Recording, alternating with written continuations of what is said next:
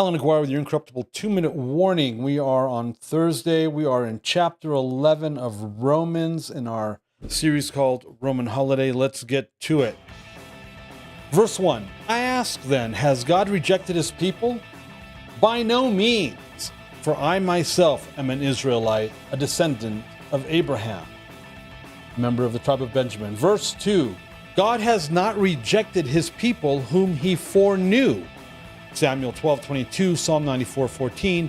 Do you not know what the scripture says of Elijah, how he appeals to God against Israel?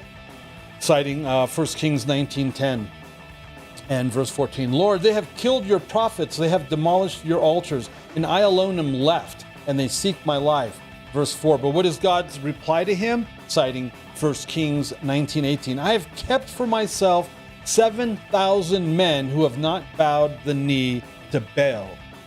So too at the present, verse 5, so too at the present time there is a remnant chosen by grace. Cross-reference Jeremiah 3:14, Zechariah 13:8. So then, how the heck do we have almost 2,000 years of replacement theology?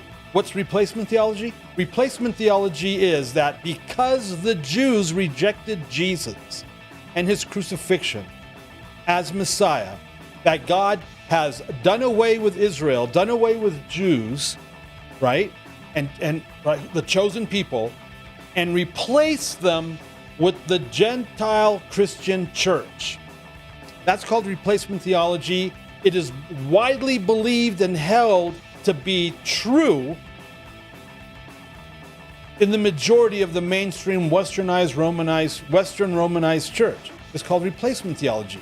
That God replaced Israel, the Jew, for their disobedience and their unbelief with Gentiles. And Paul is saying that is not true.